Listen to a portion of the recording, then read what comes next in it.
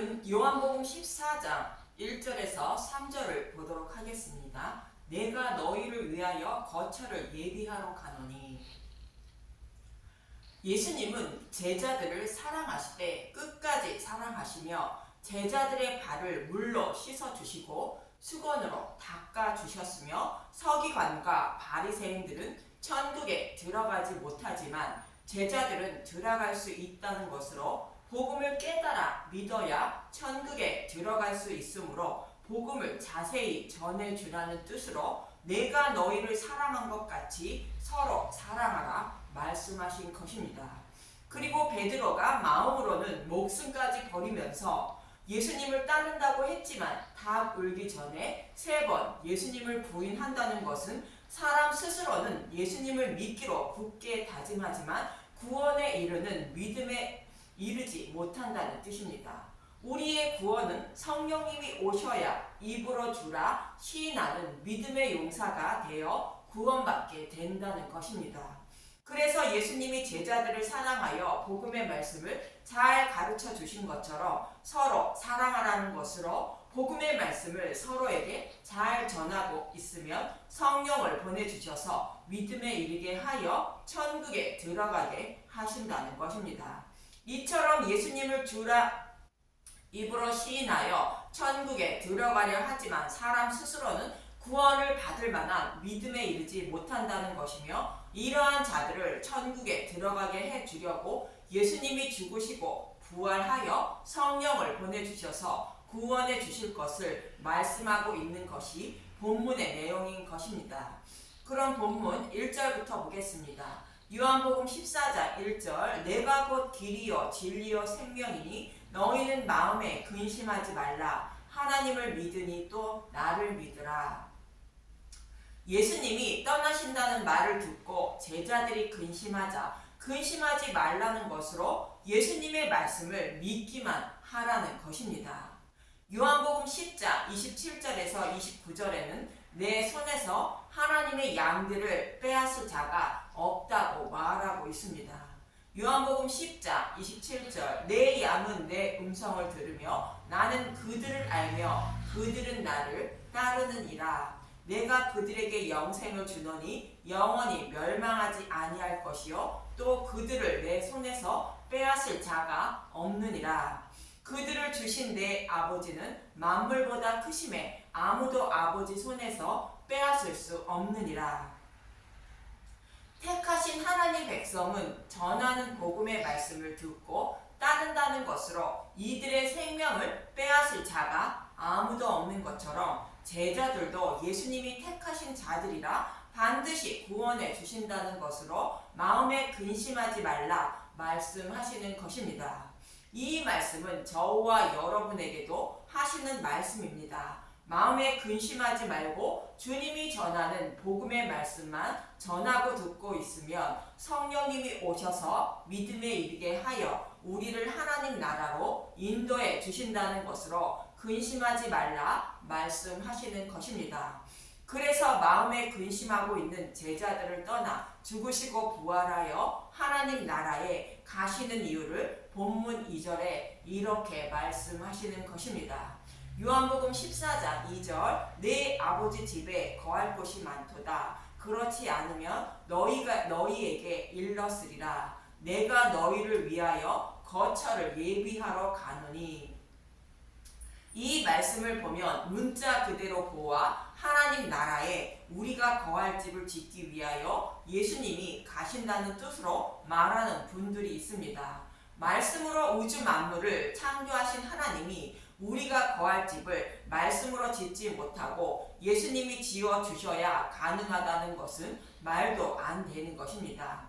이 말씀의 의미는 이 말씀의 앞뒤 문맥을 먼저 살펴보면 어떤 뜻인지 알게 됩니다.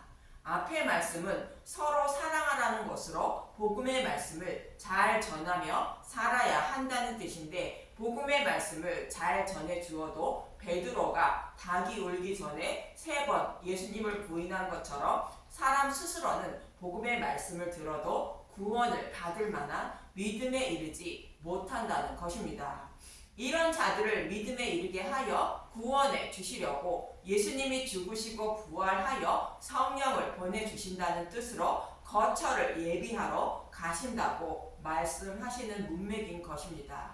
그럼 본문의 말씀 뒤에 나오는 말씀을 잠시 살펴보겠습니다. 요한복음 14장 14절 내 이름으로 무엇이든지 내게 구하면 내가 행하리라. 너희가 나를 사랑하면 나의 계명을 지키리라. 예수님의 계명을 지키는 것은 서로 사랑하라는 것으로 복음의 말씀을 서로 잘 가르쳐 주라는 뜻입니다. 그러면 예수님이 아버지께 구하여 또 다른 보혜사인 성령님을 보내주신다는 것입니다. 요한복음 14장 16절 내가 아버지께 구하겠으니 그가 또 다른 보혜사를 너희에게 주사 영원토록 너희와 함께 있게 하리니. 저와 여러분이 아버지께 구하면 무엇이든지 예수님이 행하여 주신다는 것인데, 예수님은 아버지께 구하여 또 다른 보혜사인 성령님을 보내주셔서 영원토록 우리와 함께 있게 하신다는 것입니다. 예수님은 저와 여러분에게 찾고 구하고 두드려 좋은 것을 구하라고 말씀하셨습니다. 마태복음 7장 11절 너희가 악한 자라도 좋은 것으로 자식에게 줄 알거든 하물며 하늘에 계신 너희 아버지께서 구하는 자에게 좋은 것으로 주시지 않겠느냐. 누가복음 11장 13절 너희가 악할지라도 좋은 것을 자식에게 줄 알거든 하물며 너희 하늘 아버지께서 구하는 자에게 성령을 주시지 않겠느냐 하시니라. 사람 스스로는 복음의 말씀을 들어도 유대인들처럼 받아들이지 못하여 복음을 곧 예수님을 배척한다는 것입니다. 그래서 복음 전도자들이 전하는 복음의 말씀을 배척하지 않고 믿으려면 찾고 구하고 두드려 성령님을 보내주셔서 진리의 말씀을 분별케 하고 깨달아 믿게 해달라고 간절히 구하라는 것입니다. 그래야 복음을 배척하지 않고 믿게 되어 구원받을 수 있다는 것입니다. 사도 바울은 하나님이 우리를 어떻게 구원하실 것인지를 아시는 분은 하나님 한 분밖에 없다고 말하고 있습니다. 고린도전서 2장 11절 사람의 일을 사람의 속에 있는 영 외에 누가 알리요? 이와 같이 하나님의 일도 하나님의 영 외에는 아무도 알지 못하느니라.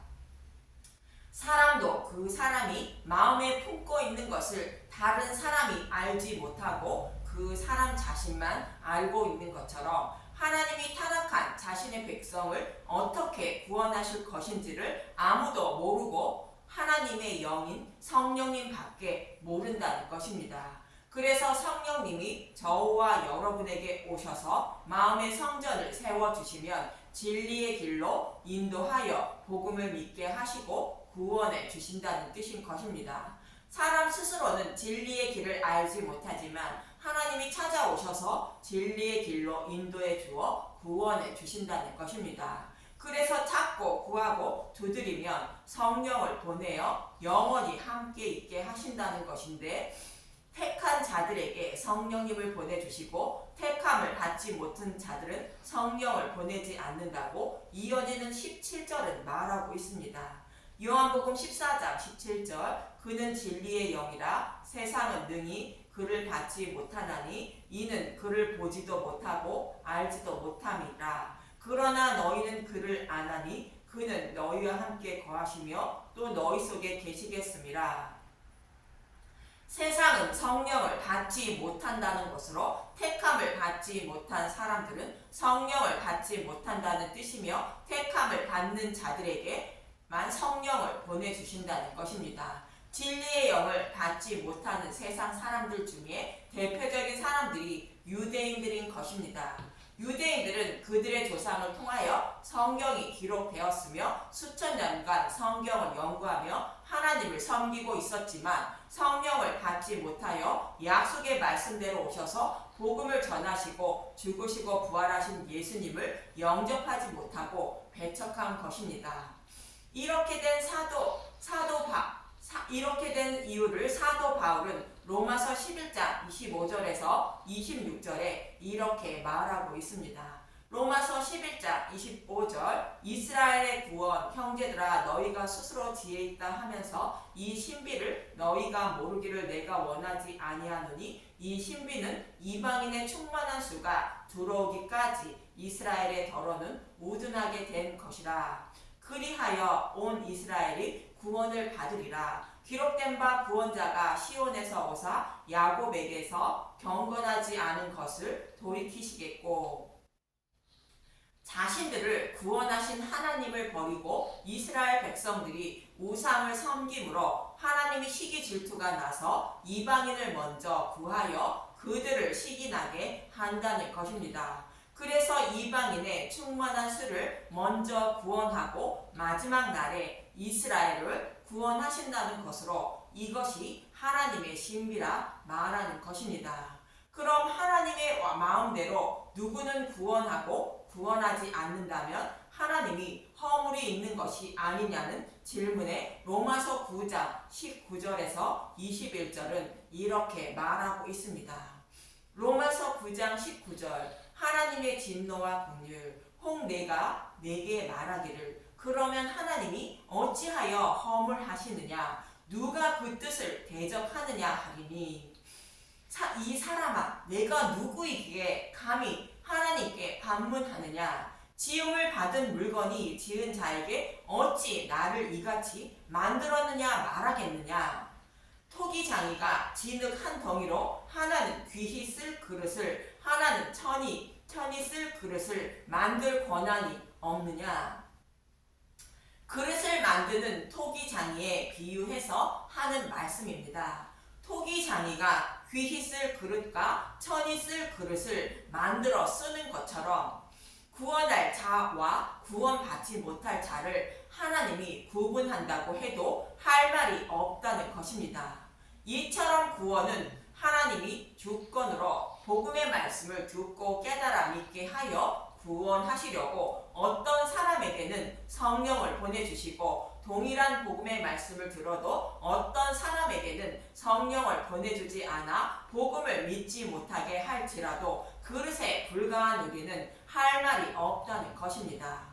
이처럼 택함을 받지 못한 세상은 성령을 받지 못해 복음을 믿지 못하여 구원받지 못하지만 택함을 받은 제자들에게는 성령을 보내주어 영원히 함께 하시고 구원해 주신다는 것입니다. 그래서 이어지는 요한복음 14장 18절에는 이렇게 말하는 것입니다. 요한복음 14장 18절 내가 너희를 고아와 같이 버려두지 아니하고 너희에게로 오리라. 택하신 자신의 백성을 고아와 같이 버려두지 않는다는 것으로 예수님이 죽으시고 부활하여 다시 오셔서 믿음의 용사로 만들어 주어 안전하게 하나님 나라에 들어가게 하신다는 것입니다. 아이를 낳은 부모가 자신이 낳은 아이를 잘 보살피고 양육하여 강건한 사람으로 자라게 하는 것처럼 택하신 자신의 백성에게 성령을 보내주어 진리의 길로 인도하여 믿음에 이르게 하시고 구원해 주신다는 뜻인 것입니다. 그래서 본문 3절에 이렇게 말하고 있습니다. 요한복음 14장 3절 가서 너희를 위하여 거처를 예비하며 내가 다시 와서 너희를 내게로 영접하여 나 있는 곳에 너희도 있게 하리라. 거처를 예비한다고 하는데 거처는 토퍼스라는 헬라어로 제한된 공간 또는 장소를 말하는 것으로 하나님 나라를 상징하는 것입니다. 그래서 거처를 예비한다는 것은 하나님 나라를 들어갈 수 있는 모든 여건을 마련한다는 뜻입니다. 예수님이 죽으시고 부활하셔야 성령님이 오실 수 있고 우리를 구원하실 수 있다고 이미 구약 여러 곳에서 말씀하고 있는데 7대 절기만 간단히 살펴보겠습니다. 먼저 유월절은 예수님이 십자가에서 대속의 제물로 죽으시는 것을 말하고 있습니다. 두 번째 절기인 무교절은 유월절 양의 죽음으로 사탄의 노예에서 해방된 것을 영원히 잊지 말라는 뜻입니다. 세 번째 절기인 초실절은 죽으신 예수님이 부활 승천하신다는 것입니다. 네 번째 절기인 오순절은 성령님이 오셔서 복음을 깨달아 믿게 하여 구원해 주신다는 뜻입니다. 다섯 번째 절기인 나팔절은 성령님이 임하여 제자들이 복음을 전하는 것처럼 복음을 깨달은 자들은 복음의 나팔을 불어야 한다는 것입니다.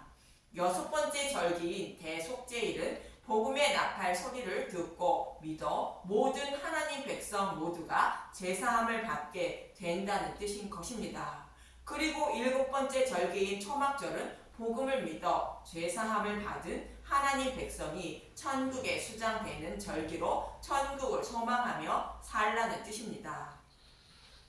이처럼 구약에서는 우리가 어떻게 구원받게 되는지 이미 말씀하고 있었던 것으로 예수님이 죽으시고 부활하여 오순절에 성령이 오셔야 복음을 깨달아 믿게 되어 복음을 전파하게 되고 모든 하나님 백성이 구원받게 된다고 말씀하고 있었던 것입니다. 이렇게 모든 하나님 백성을 구원하시기 위하여 모든 여건을 마련한다는 뜻이 거처를 예비한다는 뜻인 것입니다.